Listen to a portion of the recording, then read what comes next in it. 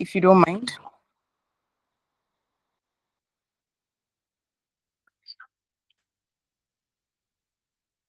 Thank you.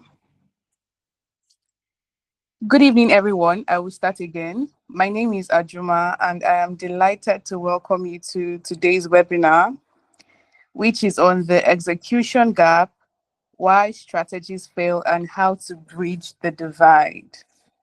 Our webinar is proudly hosted by Footstool Estate, and I will be your host for today. Like I said earlier, I welcome you to our webinar. If this is your first time joining in, I'm delighted to have you here. So at Footstool Estate, our webinar series is a platform we proudly host every last Saturday of the month, featuring valuable insights and wonderful guest speakers who are experts in their various fields. At Footstool Estates, we are committed to delivering premium real estate opportunities and building communities that people are proud to call home. So permit me today, I'll be taking you through our incredible project, starting with our Monte series from Monte Uno Cluster 1, Monte Dos, Monte Tres. Pretty sure all of us, if not most of us, if not all of us, are well aware of our Monte series being completely sold out. And if you've been here from the onset, you know that the Monte series is our very first baby project. And being completely sold out was a major milestone for us at Footstool. Now, talking about sold out, we recently launched our Angwa project, and in a remarkable achievement, it sold out completely on our groundbreaking event, which was yesterday. Yay. In addition, we have our other outstanding properties like Solaris Court, which is at Life Camp, right inside Brains and Hammer City. And we have Patriot Island, which is at Lokogoma, both offering premium living and investment opportunities. So today's session is not just about properties, it's also about insights and growth. And as we always do every last Saturday of the month, we bring in intelligent and wonderful guest speakers. So today we are honored to have our guest speaker, Mr. Odafe Michael Ugbewanko. I'm so sorry if I didn't get that correctly. He would be speaking on the execution gap, why strategies fail, and how to bridge the divide. It's a very powerful and relevant topic, not only in business, but also personal growth. So before we welcome our guest speaker, I would like to share a brief profile of him. Mr. Odafe Michael Ugbewanko is a transformative enterprise leader and a strategic consultant with passion for driving organizational excellence. He is the CEO of Dimidaf Global Consult Limited. He specializes in operational excellence, strategic planning, and executive coaching across industries such as finance and real estate. He holds a master's degree in human resources management from the University of South Wales in the UK and a bachelor's in philosophy from the University of Ibadan. He is also an associate member of the Chartered Institute of Personnel Development in the UK and a member of the Chartered Institute of Bankers of Nigeria and a certified financial modeling and valuation analyst. His teaching today would be a very, very insightful one. So please, if you don't mind, join me in giving a warm welcome to Mr. Odafe Ugbewanko. Mr. Odafe, over to you, please. Thank you very much, Ajuma. Thank you, everybody. Thank you, Footstool, for um, I truly appreciate the welcome. So, Ajuma, just to be sure, how many minutes do I have? And then I'm sure this is the point where I get to turn on my camera, right? Yes, sir. So Approximately, you have 50 minutes. Okay, okay, okay, Yes, sir. okay. So if I use 50 minutes, you'll be fine. But if I do more than that, then it's a problem, right? It, not really.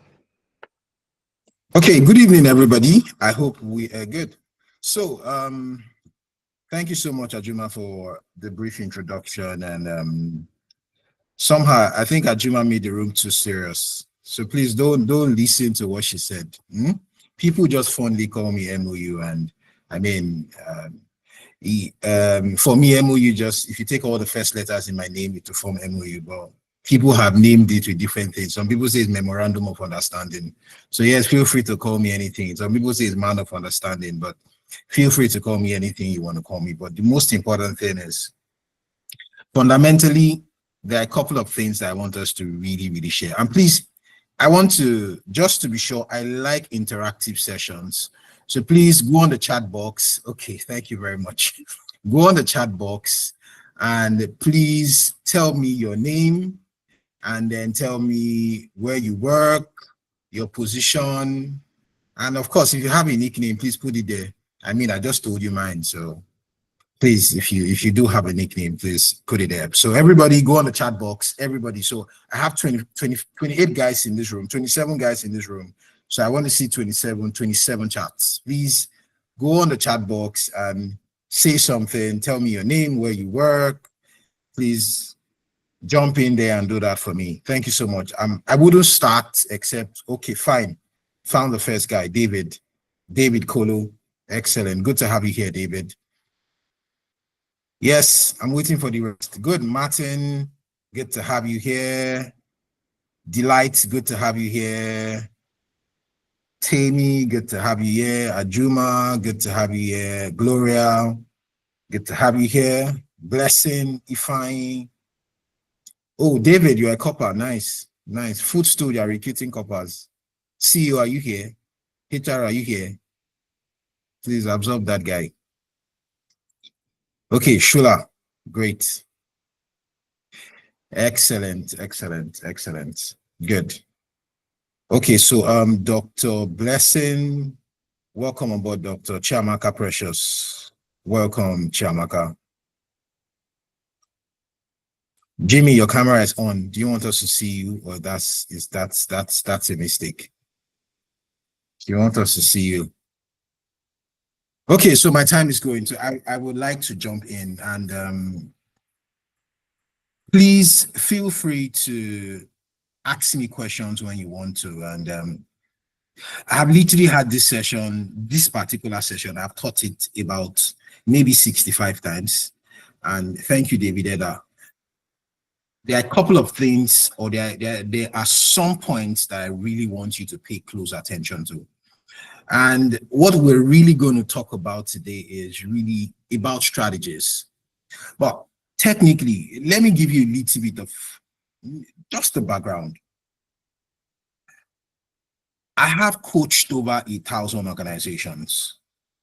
And two things I have learned is I have learned why organizations succeed and why organizations fail. And beneath this very important discussion is the foundation of strategy. The foundation of strategy. So my first fundamental question to you will be, does anyone in this room clearly understand what strategy is? Mr. Founder, welcome on board.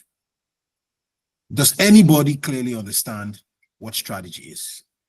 Because you first need to clearly understand what strategy is before we start talking about whether it will fail or not. And one of the main books that I always request that everybody reads, and strategy is really not just about business. Strategy is about life. I mean, if you do not have a strategy, if you do not approach life strategically, you're going to fail. Absolutely, you're going to fail. You are going to fail. And that's why in 1963, Richmond Rumelt, he wrote a book and he called it Good Strategy and Bad Strategy. And now let me explain the concept of all of this.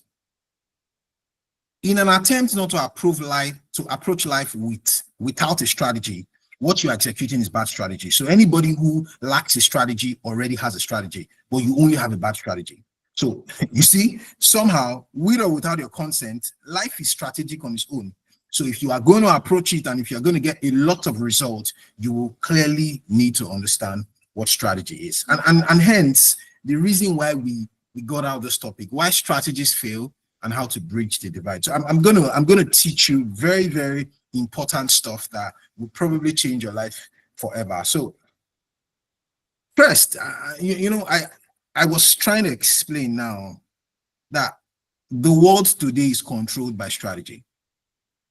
And as I go on, I will try to explain a couple of them. But let me honestly ask one question. How many of you started this year and set goals for yourself? Chat box, please. How many of you started this year and you set goals for yourself? Let me give an example. You said you were going to hit the gym in January. But as we speak, your stomach is as big as mine and you have not hit the gym. If anybody got that bullet, it was not intentional, but I mean, I'm just giving an example. How many of you said you were going to hit the gym? Please. Okay. How many of you said you were going to buy a car in your first quarter? How many of you set targets for yourself?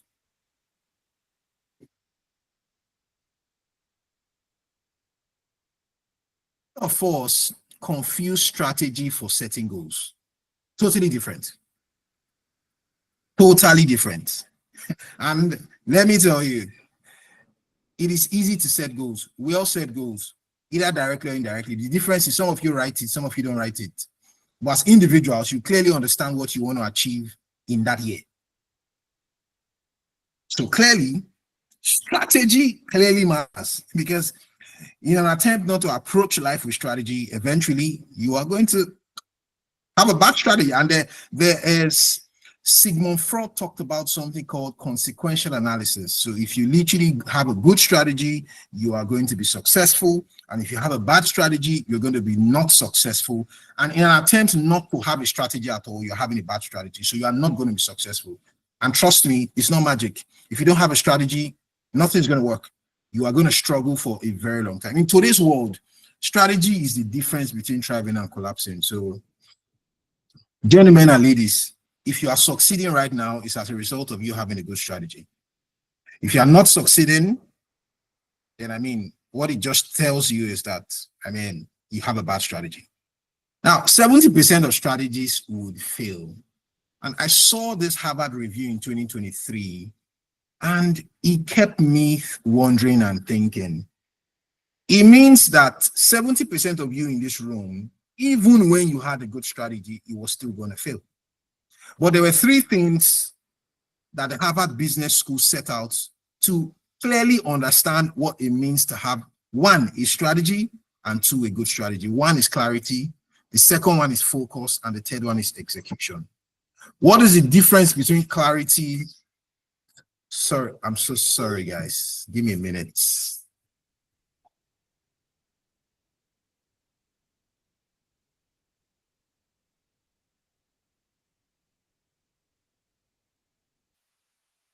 I apologize. So I have an assistant, and my apologies to everybody. I'll probably just have to lock my office door now. Okay, so sorry, just to be sure that everybody can hear me and everyone is not distracted. My apologies. Please, if you know you forgive me, let me have like a thumbs up. I mean, I sincerely apologize. Okay, thank you so much. Okay, so let's clearly talk about 4 things that I want you to learn today. Number 1 is I want you to understand why strategies fail. Number 2 is I want to teach you key components of a successful strategy. Number 3 is I want to help you discover how to bridge the divide between a good strategy and a bad strategy. And the last one, which is really important, I'm going to spend some time there, how to apply strategic thinking to real life scenarios. You know, somehow we are caught in between theoretical knowledge and practical knowledge.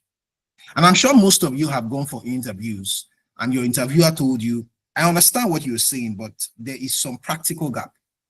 And I think that is what is happening to the young generation. So as I go on, I'll probably explain to you guys the characteristics of the 3 generations that Sigmund Freud talked about in his book, Life and Generations.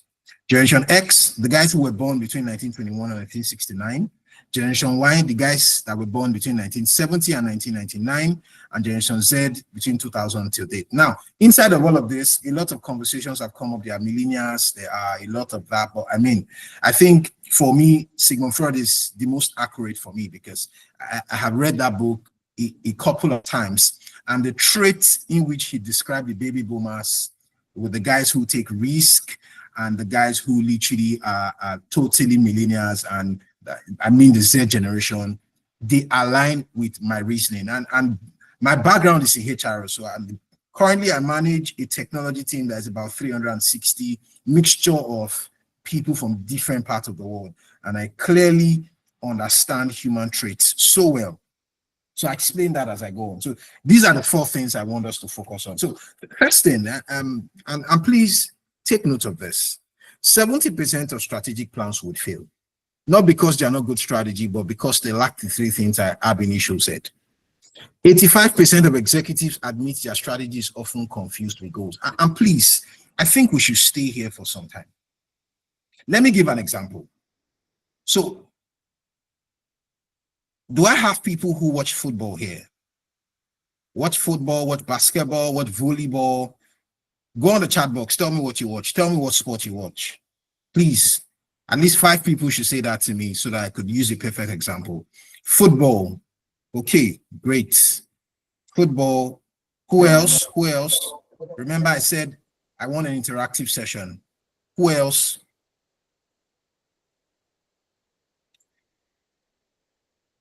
Football, volleyball. Okay, blessing. Okay, yeah. Somehow I think there's a balance. Ladies like volleyball. Okay, good. Now, the coach of his soccer team has gone into the dressing room and told his team to play very well. He has gingered the boys. Everybody is ready. They have to win. He has told them the consequences of not winning, and he believes in them. He has set the goals that if they win 3-0, everyone will get a bonus for that game, and everybody will be good, well taken care of, and people will get holidays to rest their muscles. And I mean, the energy is up. And these guys get into the team, into the pitch, and they lose. My first question to everybody in the room is, do you think that's good strategy? I mean, he has set the goals. He has told them the consequential analysis. Do you think that's good strategy? Please go on the chat box and tell me. So, pumping your team up, and I mean, if you're here, you lead a team, I mean, that's me asking you, pumping your team up, join them, sharing your goals. Do you think that's strategy? Go on the chat box, please. Do you think that is strategy? That's not strategy. That's motivation. Thank you very much, Martins. A lot of us leaders miss and confuse these 2 things. And the reason why most of us fail is simply because we do not know the difference between motivation and literally strategy on its own. Strategy is literally totally different. And I'm hitting on this because in my years of experience, I have been coaching for 13 years. And I can tell you that 60% of CEOs I've worked with totally miss this point. And this is where it is really important to get a coach. As a CEO, as a top executive, please get a coach. Get somebody who clearly understands strategy, because it is the foundation of success. Not just for work, but for life. It is the foundation of success. So clearly, let me move on. And I've talked about these common mistakes: confusing ambitious goals with strategy, using fluff language, customer-centric intermediation, failing to explain how the goals will be achieved. And please stay here with me. Strategy is having a concrete plan of actions. Now, if you flip that, a lot of people think that strategy is literally having a set of actions. No, it's a plan of action. So technically, if you were going to go to the gym, who are you going to be accountable to? For HRs in the room, That's where we talk about performance management. So I'm asking everybody in the room, at the moment, who are you accountable to? Are you just accountable to yourself? If you are accountable to yourself, so it's a sign that you don't have strategy. If you don't have a concrete plan of actions, clearly itemized and written down, broken into activities, then you don't have a strategy. It's a common mistake that all of us make. So my next question will be, what does a good strategy look like? 3 things make up a good strategy. 1, diagnosis, guiding policy, and set of coherent actions. Now, what exactly is a diagnosis? A diagnosis is you asking the fundamental question, what is the problem? And now, please, I want everybody to relate this to your organization and to your essence as a human being. As an organization, what problem are you solving? As individuals, Mapo, Shula, Asuko, why are you alive? What problem are you solving in life? Have you clearly discovered your essence? Do you clearly understand your essence at the moment? The moment you clearly understand your essence, you are going to have a set of questions you are going to answer. 1, why do I exist? Why am I living? And why am I here? If you answer these 3 things, you would have done a successful diagnosis. You will clearly understand what the problem is. And then you are going to start asking yourself, am I truly the solution to the problem? So I'll give an example of myself. 15 years ago, I worked in a bank. I left that bank because I discovered my essence. I realized that I was going to be a coach, and that's what I was going to do for the rest of my life. And I have done this for 13 years, and I have no regrets. I have coached 1,000 business in my community. I have over 5 businesses who have done over $1 billion just in this quarter, in just listening to what I do, what I see, and the strategic approach I bring into different businesses. So clearly, have you done that diagnosis for yourself and for your organization? And you know, we miss this point most times. We are too focused on the organization that we forget about ourselves. It is important that you clearly diagnose yourself before you go ahead to diagnose your organization. Else, there's going to be a misfit. Do you clearly understand your essence? Until you understand your essence, there's going to be serious misalignment. So most of you are literally doing your job because that is what's available, not because you love it. So it has become too much of a profession and not a vocation. So what exactly is your essence? The next thing is, the moment you realize that you can solve this problem, what exactly is the plan? We call it the guiding principle, the guiding policy. Set of plans set to solve a problem. And these things have to be documented. These things have to be documented. They have to be totally documented. Coherent actions. And then what steps would you take to reinforce these plans?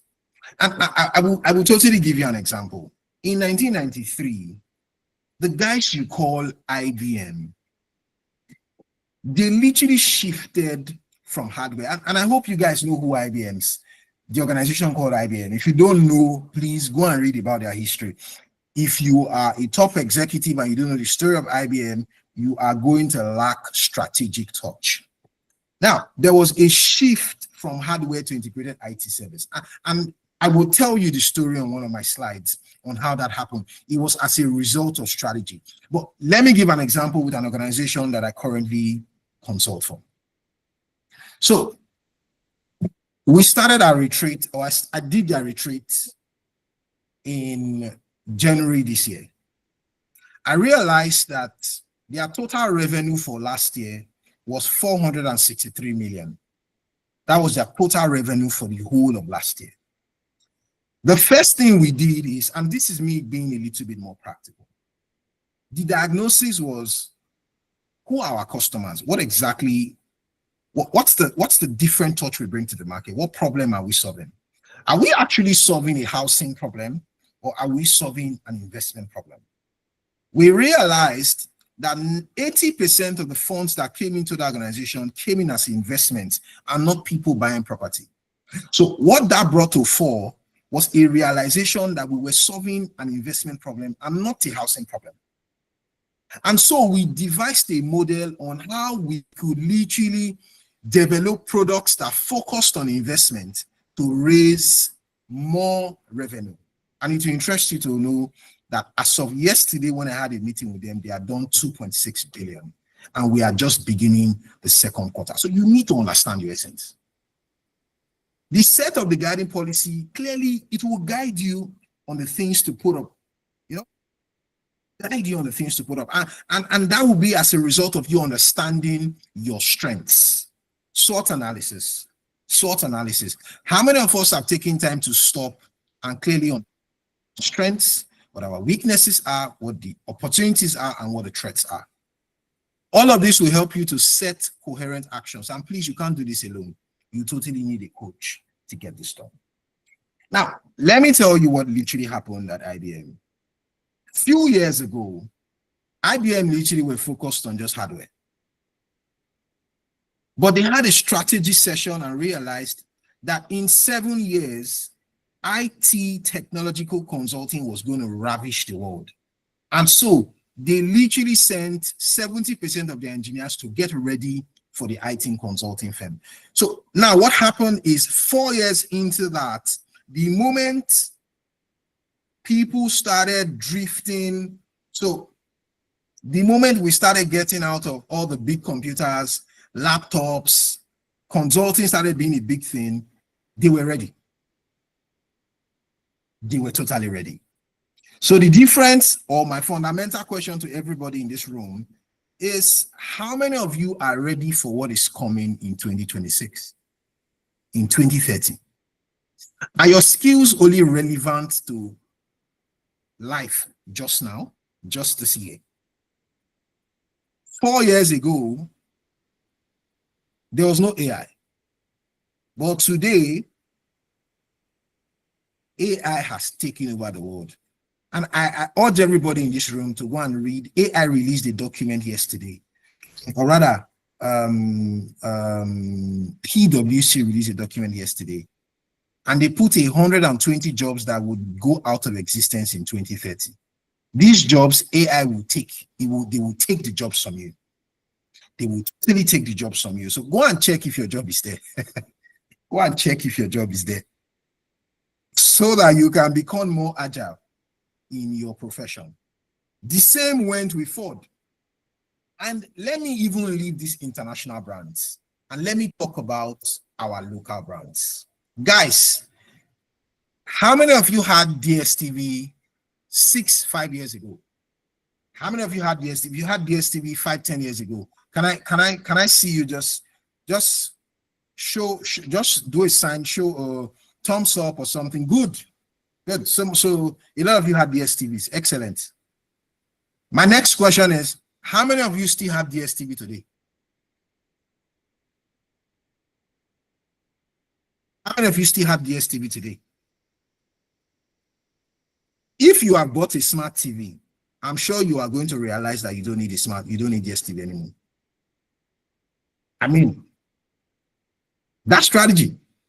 So technically, DSTV were focused on the now. 5 years ago, DSTV released a 29.6% rise in profit margin. 6 years ago, it was a great profit margin. If you understand modeling and financial analysis, you clearly understand what I'm talking about. But today, DSTV, they are downsizing because they can't pay staff. So how agile are you right now in your industry? Actions must reinforce, not contradict your strategy. So a lot of us, we plan actions. So you have planned to go to the gym, but you are still eating junk. I make this example most of the time, and it just cracks me up. You have planned to go to the gym. You have all the plans set up, but you are still eating junk. You are still doing junk. Like, so your actions are contradicting your strategy. So you need to clearly understand what actions totally connect with your strategy for your strategy not to fail. So What exactly is the power of focus choices? So strategy demands choosing one part and not everything. So a lot of us we're totally disorganized, and that's because we're doing a lot of things. Do you want to focus on your strengths? Do you want to focus on your strengths? If you like, say it's the junk that comes to you, you are not serious. Please. But back to what I was saying, do you clearly want to focus on your strengths? Focus is really is your friend, and indecision is fatal. And your ability to focus is a skill. A lot of us have very, very short, we are short spanned. They can't focus on one thing. And how many of you have picked one thing to do for the rest of this year? That's how to check a focus level. That's how to check a focus level. The absence of focus is the presence of indecision. If you are focused, decision making will be your friend. You will understand most of these sets and it will be clear. So leveraging, using strategy to gain advantage. One, anticipate where the world is. Do you want to constantly read? So take, for instance, I literally have to read a lot because I get to be in sessions most of the time. And I have to read 5 to 6 books every week so that I don't sound like an idiot in my rooms. I have a community of over 600 people. I teach on LinkedIn and Instagram every day of my life, except Saturdays and Sundays where I get to spend time with my family. So you need to understand that the world is in a state of flux. What was repetitive yesterday is no longer in vogue today. I'll give you an example.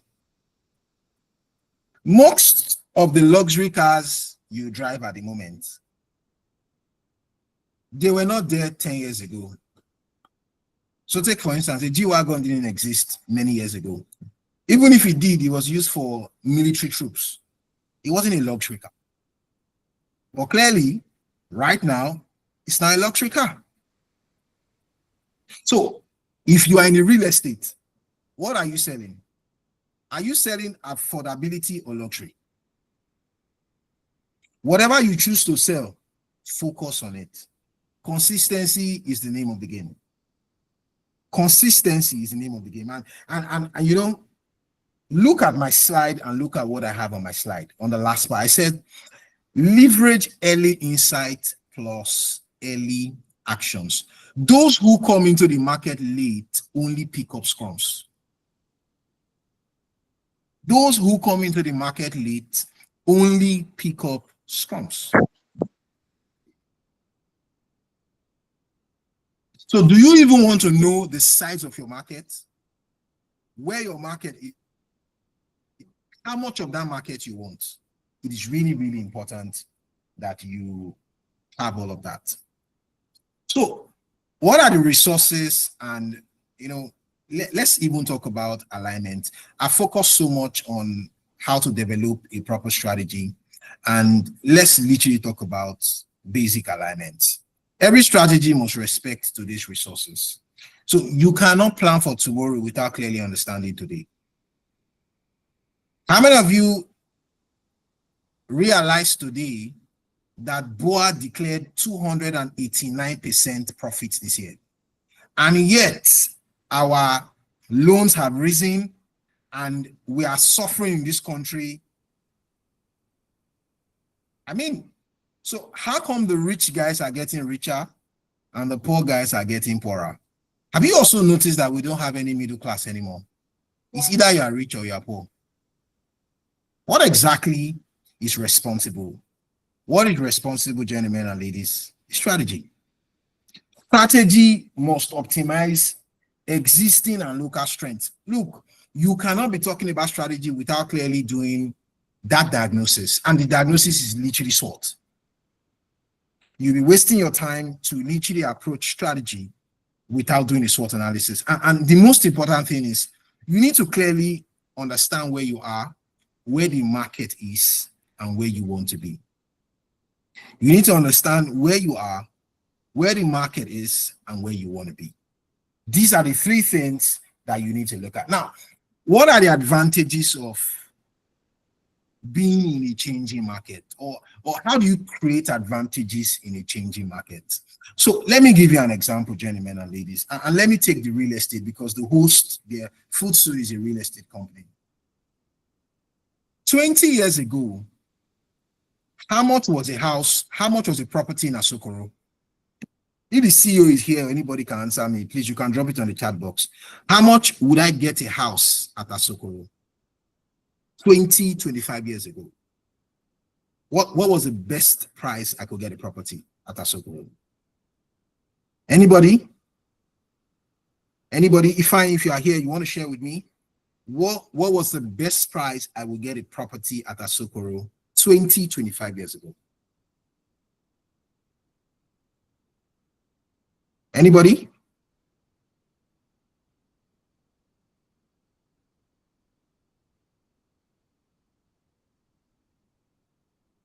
Ifeanyi says a bungalow was 5 million at Asokoro 25 years ago. So if I stay there, what will a bungalow cost me now after 25 years? You can unmute yourself, if you are too afraid to write it. You can unmute yourself. Okay, all right. Thank you, M.O.U. So I think at about now you'll get the same for about 110, 120 million thereabouts for just a 3-bedroom bungalow. So it means that somebody who bought at 5 million 20 years ago will probably have made over About 100 million. 300%. Yes, you're correct. I mean, Well over 300. it's crazy. He clearly he brings me to my fundamental question. My fundamental question is, how agile are you in your industry at the moment? Do you clearly understand where your industry is driving to? And let me give you an example. 5 years from now, people are not going to buy houses to live in them. People are going to buy houses as investments. And you and I are going to stay in those houses. So the fundamental question is, if you're building a house at the moment, why are you building the house? Where are you building the house? It will interest you to know that there are some properties at the moment in VI that are not valued in Naira. And I know there is a scare right now to report any property that is valued in dollars to EFCC. Well, so I don't really have anything to say about that. I mean, my conversations would be, if you're in Nigeria, sell in Naira. If you are in the New York, you can sell for that amount. But clearly, change creates winners if you act smartly. So you need to clearly understand where your industry is going. Wherever you are playing, you need to clearly understand. If you're a HR, in 10 years from now, we're not going to have operational HRs anymore. We're only going to have strategic HRs. If you are in sales, 10 years from now, if you are a digital person and you do sales, 10 years from now, you're not going to have a job anymore. AI will do it for us. AI will literally do all the sales. We're not going to need 10 people in sales anymore. But we're going to need 1 person or 2 people in sales just to help us intimate AI. So do you want to clearly understand what will happen to your business, what will happen to your profession, and lastly, what will happen to you in the next 5 years so that you can prepare properly for it? And that's what strategy does. It makes you more agile for today and also for the future. So let's talk about competitive advantage. So I'm wrapping up so that I can take questions. One, what strategy will do for you is that it will help you build moats your rivals can't easily cross. Whether you like it or not, you have a Dangote product in your house, consciously or unconsciously. There's something you have bought that man produced. It's either cement. In fact, that's if you are not living in a house. Maybe you are living in a mud house. Here's what you need to do, and please listen to me. Increase resource demand. So look, 20 years from now, what's going to be in high demand? 10 years from now, what's going to be in high demand? Start producing it now and keeping it. Do you want to stop and check what is going to be in high demand? Data, being a data analyst is going to be in high demand in the next 5-10 years. In fact, it has been predicted that in the year 2029, the world is going to need 5.9 billion analysts. The world. So what exactly are you doing with your time? Which means that every profession is going to require data, and you are going, whatever you do, being an engineer, you are working in sales, you are working in marketing, you are going to have to bring the ingredients of data, being a data analyst. So what exactly are you learning? Are you ready for the future? Great strategies protect and multiply your strengths. That's exactly what it would do. So the competitive edge is to clearly understand your strengths and then to be prepared for the future. Strategy thinking, hypothesis, test, refine, and scale. Now, look, a few years ago, Starbucks adapted the Italian espresso culture. Now, for those of you who know Starbucks, they were like one of the guys who literally started selling coffee, most coffee shops, brown cakes, and the likes of that, probably in the US, and of course, extension to the UK and that. Now, they realized that something was going to change in their markets, that people were not going to sit in their shops to take coffee, that people would want to buy coffee and then take away. And these guys came up with cups that you could hold that were not, they were not going to. Somehow, they added that, and you won't believe that the next year they did over 3% in profit. So you just need to clearly understand what's happening in your market. It's so important. It is necessary that you clearly understand. Strategy is not a one-time event. It is continuous learning. So, I mean, it's really, really important. Don't fall for, it won't happen to me. Don't have strategy, you are going to fail. In fact, if you don't have a strategy at the moment, you still have time to plan. Begin to learn from history.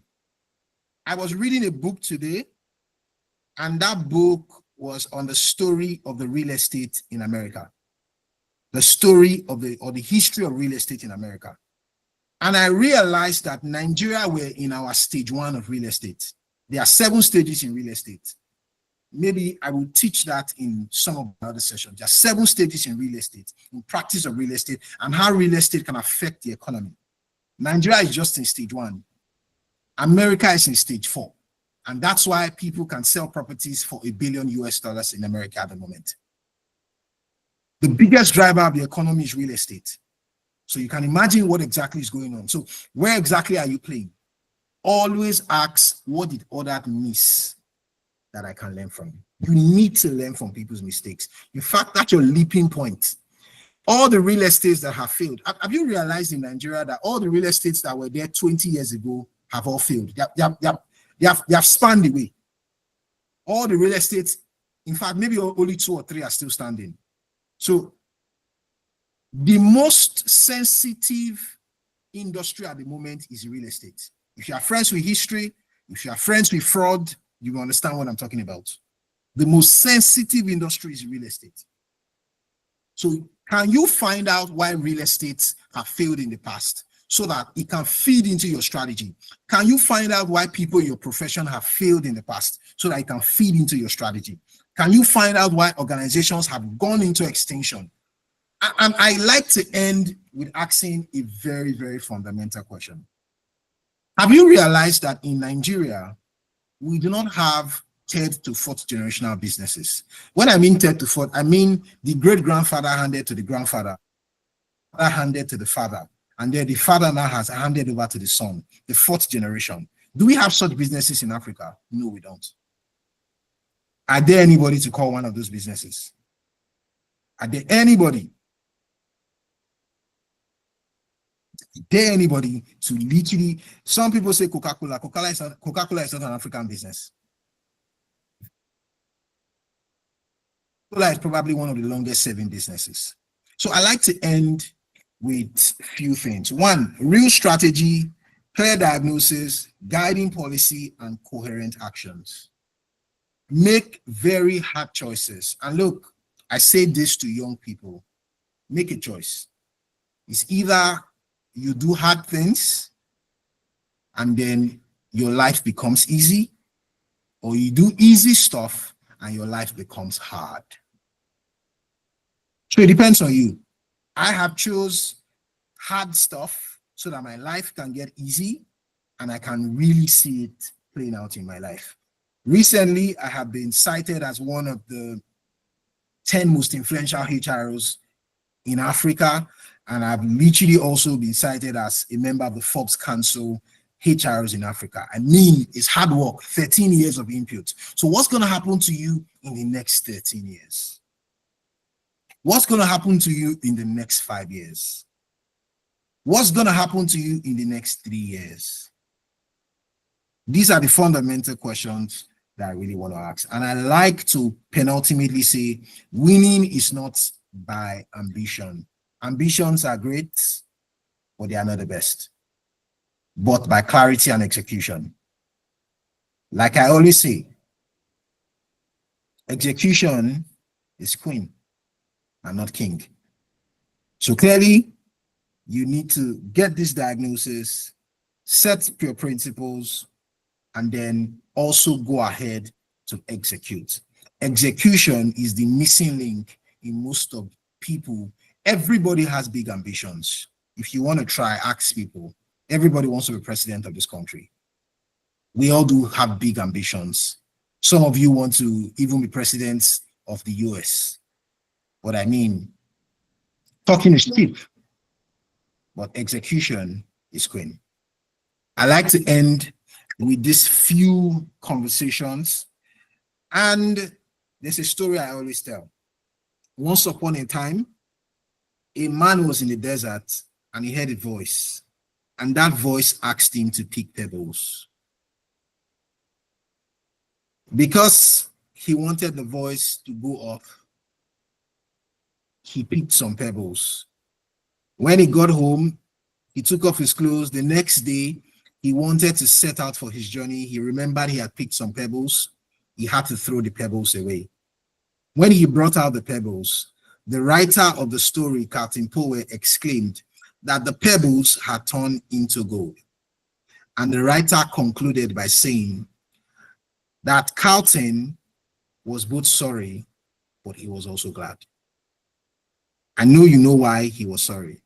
He was sorry because he did not pick enough pebbles. And he was glad because he picked pebbles. Thank you for being here because you are picking pebbles. And I'm sure that these pebbles will turn into gold. And this gold will make you more agile and more ready for the future. Thank you very much, gentlemen and ladies. My name is M.O.U. Over to you, Ajuma Paul. Thank you very much, M.O.U. I enjoyed this your session. I'm grateful. So everyone, please do feel free to throw in your questions. If you have any questions to ask, please, M.O.U is here for us. But first off, I do have a question to ask. Can you hear me? So you were breaking up for a bit. I think I can hear you now. Okay, so I do have a question to ask though. Uh, Okay, so can you? hold on, Ajuma. Ajuma, hold on. So maybe the way we'll do this to manage time is maybe we should take all the questions. I will take them down and then I will just answer them once instead of people asking one after the other. I'm trying to manage time for you. But I mean you are the man in charge. So whichever way you want to go. Okay, so do we drop our questions in the chat? No. So you can people can raise up their hands. You call them. They say they read out their this. They can ask the questions. I'll just take it down, and then I will answer all the questions together.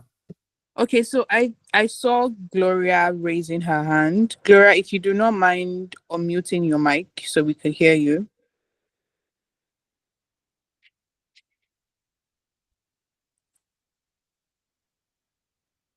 Okay, so I think she went off for a bit. Okay. I think Tokpe's hand is up. Mr. Jimmy's hand is also up. Please do ask your questions.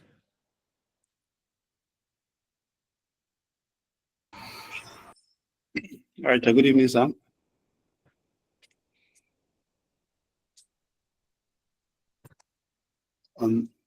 Sir, can you hear me, sir? Yes, clearly. I can hear you clearly. I can hear Right, you sir. clearly. My question is, what advice would you give to executives struggling to drive accountability and ownership among their teams?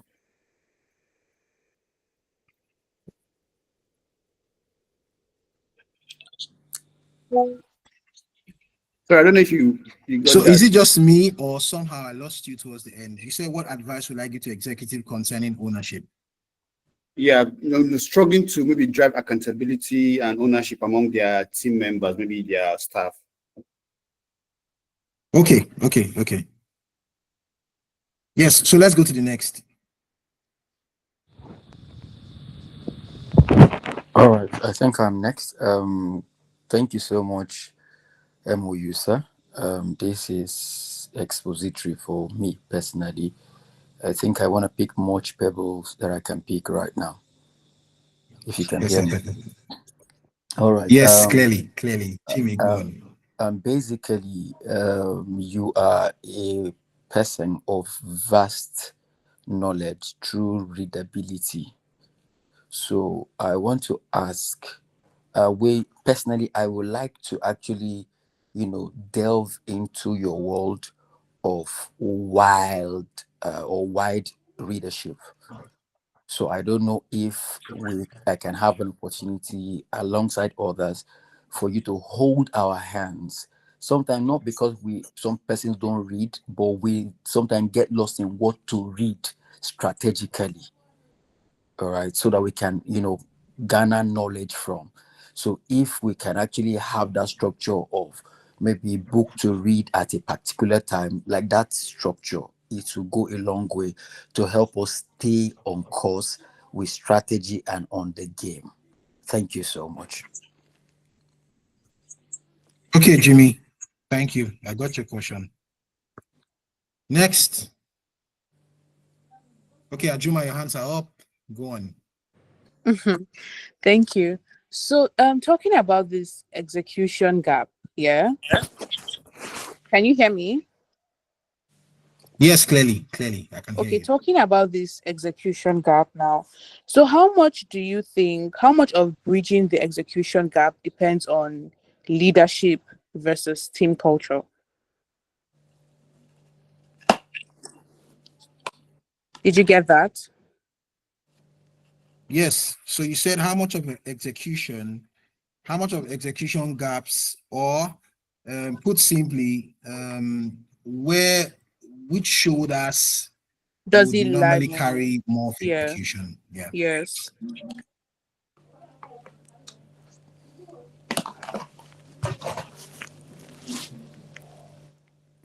Okay, Shula. Good evening, sir. Good evening, everyone. Hope you can hear me. Yes, I can hear you, Shula. All right. So my question is, how, assuming in a situation where there were strategies and of course an execution gap, now how can management ensure that there are not more strategies than execution? And again, how do they ensure that the strategies they are laying are even the right ones? Most times, because I realize that in most organizations there are just a lot of strategies that may come up every day, every other hour, or every other minute, just because we want things to keep going. So is it necessary to take a break to start again, or maybe even to to start with executing one at a time and just evaluating how it goes, or do we just keep creating them and watching time? Okay, so if I put simply your question, you're saying, do we rather have multiple strategies or we focus on one strategy? Yes, sir. And why? Okay.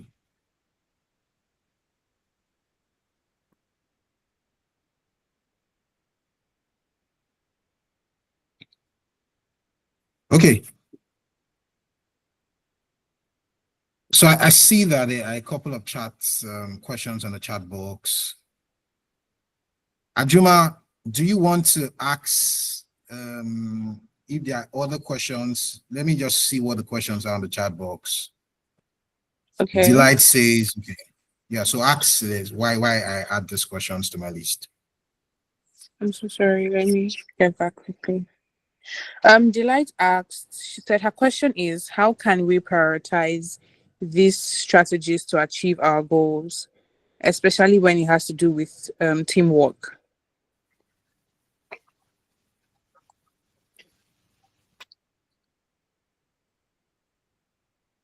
Okay.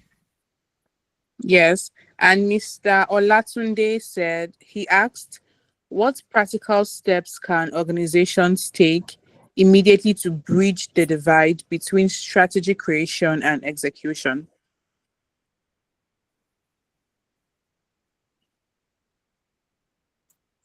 Did you get those questions? Yes, I did. Okay, thank you. So do I go on to answer or there are more questions? So there, I have 1, 2, 3, 4, 5, 6 questions at the moment. 6 questions. Okay, so you can just go on to answer this one. Maybe if people have questions, if other people have questions, then they can just drop that in the chat. Okay. All right. Thank you very much, Ajuma. So first, advice for executives concerning ownership and accountability. So I like to answer this question. I can't remember who asked this question now, but there's something I always teach. Trust is good, but control is better. Trust is good, but control is better. Now, my advice to top executives is simply creating a non-toxic culture where learning and development is upheld at the highest level. Not expelling and totally eradicating what we call micromanagement. These are the only things that can breed ownership and accountability.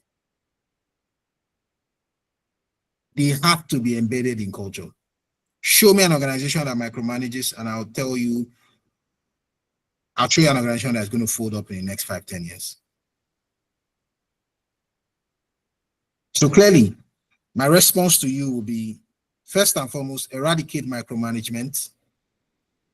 Clearly reinstall and instill what I call control. And that's why I said trust is good, but control is better. Do people clearly understand why they are doing their jobs? You need to take time to clearly explain to people. All of that will breed proper ownership and accountability. So clearly, if you don't come to work on Monday, what impact does it have on the organization? Do you even know? How much money is the organization losing? So I hope some have answered that question. The next question is, for those of you who want to start reading and you want me to hold your hand. So first and foremost, I teach every day on LinkedIn. I also have a community where literally I share a couple of informations and somehow I share books to read. I am really, really big on books, and that's because I think that most of the guys who literally changed the world, 80% of the things they did was actually to read. So the first thing would be, first and foremost, I'll be happy to hold your hand, but you probably need to have a conversation with me. I need to know. So the books I read might not interest you. There has to be some levels of alignment. Take, for instance, I have to read wide because I speak in a lot of events. So I'm not permitted to say, I don't know this, I don't know politics, I don't know this. Everything about organizational life and leadership, I have to read. So I have read the 116 document written by Maxwell. So you probably need to look for a way to reach out to me, join my community, and then somehow I can guide you on what books to read. And to start the culture of reading, I always advise that you even begin to do audiobooks. It's a very good way to go. Audiobooks will stir you. So before I read a book, I first listen to the book. I have an idea of what the book would sound like. So I listen audio, take the audio, I listen to it, and then I read the book. It gives me more insight. It makes me more hungry to read the book, you know? And then somehow there's something called book context. So a group of Franciscan fathers in 1961 talked about book context. And here's what they were doing. They created a problem and they looked for a book that was going to solve the problem. So because the problem was inherent, it was present, you had to read the book to solve the problem. So technically, maybe there's a problem in your house. You might want to read a book to actually solve that problem. So the fact that you get to see that problem every day would push you or inspire you to read that book. I mean, that's one of the things I do. I create the problem and then I go and find the solution inside of a book. So, and I learned that from the Franciscan father. So I hope that helps. So please reach out to me. My contacts are there. And I think one of the best things to even do is to even look for a way to follow me on Instagram or LinkedIn. And that's because I teach every day. So you might get inspiration on what direction you want to go. Do I want to do leadership? Do I want to even focus on real estate? It might give you an idea. Next question is, how much of execution gaps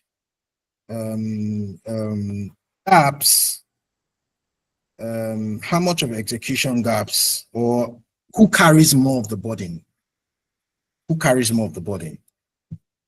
Without thinking about that question, the answer is leadership. Execution is solely on leadership.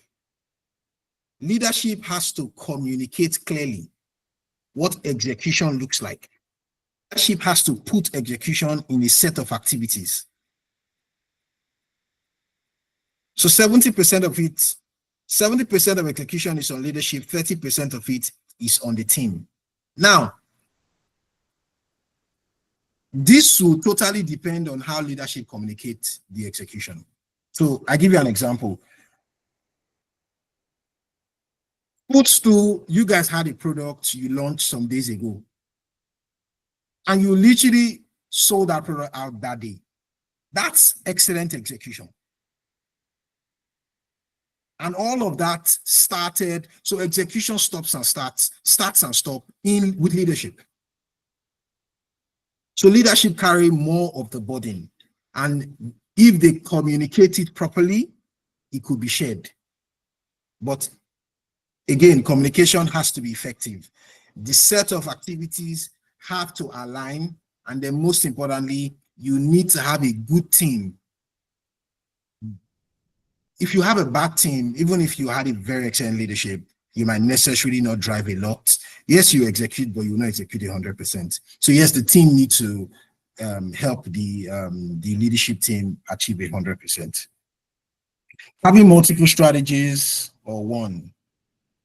Look, here's what I teach. Multiple strategies are a set of distractions. And that's why when I do retreats at the beginning of the year, I always ask organizations not to have a lot of strategies. You can have a lot of goals, but your strategy should be very, very simple and short. It should be easy to understand. So my strategy for this year, my strategy statement was to triple my income in 2025. So everything I made in 2024, I had to triple it. Now, I trickled it down to what I needed to do daily, every day of my life to actually do that. So you see, and it's almost impossible to even have multiple strategies. What you actually call, why you are talking about multiple strategies is because you are still missing strategy for goals and ambitions. Your strategy can only be one. So take, for instance, you want to make $1 billion this year. right? That's your strategy statement. Now, the set of your strategy, what you really want to even focus on is how to be consistent with your strategy. A lot of us are not patient enough with our strategies, with our strategic plans. You start your strategy, you expect it to yield fruit in 1 week, in 2 weeks. No. By the time you are doing your succession planning, you must have clearly understood how long it will take your strategy to actually produce results. So it is at the end of that time that you need to be worried. It is allowed to change strategy. So I'm not saying you shouldn't change strategy. It's allowed. I mean, if strategy A is not working, you should go to strategy B. But the most important thing is you need to give your strategy time to be able to breed results. So I hope I answered that. What can we prioritize, or how can we prioritize these strategies when it has to do with teamwork? Wow. Okay, so first and foremost, prioritizing strategies when it has to do with teamwork is being a little bit democratic and not being an authoritarian or being authoritative. So first and foremost, you want to clearly check if your team aligns with the strategy, if they understand it. You must do what I call alignment. Until they align, so the first thing you want to do, the first thing you want to prioritize is to check alignment. Do they understand the strategy? Do they understand the consequential analysis? So check alignment. That's the first thing you need to prioritize. What practical steps can we take? I think this was the last question. The first practical step is to go into a retreat. Do you want to stop and check? Stop and check. Reevaluate what your strategies were at the beginning of the year, at the beginning of the first quarter, and then check if the strategies are literally beneficial. And of course, if they are not, refocus, change your strategy, and get better at what you do. So literally the practical step is to go on a retreat, stop and check. I hope I've answered everybody's question. Ajuma, have I spoken to everybody's questions? Yes, thank you very much, Excellent. sir. Okay, so thank you all for being part of today's session. Special thanks to our guest speaker, Mr. Odafe, for those wonderful insights. Mr. Odafe, please, if you don't mind, help us drop your handles in the chat box so we could give a follow. Please, let's do well to follow. There's so much we can learn from his daily M.O.U. nuggets, if I said that correctly. What we have learned. Sorry? I said, sure you did. So apparently, I think my handles are on the screen at the moment. So Okay, Instagram on screen at the moment. Okay, thank you. Please, let's do well to follow. What we have learned today is just the beginning. The real impact happens when we apply this knowledge beyond this platform. So on behalf of myself and the entire team at Footstool, we truly appreciate your time and your trust, and we look forward to seeing you in our next session. Until then, please do well to stay connected and do have a wonderful evening. I'm very grateful for everyone that's present here today. Thank you and have a wonderful night. Everybody, Bye. thank you so much. Thank you. Thank you. Thank you. Thank you. Thank you. Good night. Thank you. Thank you.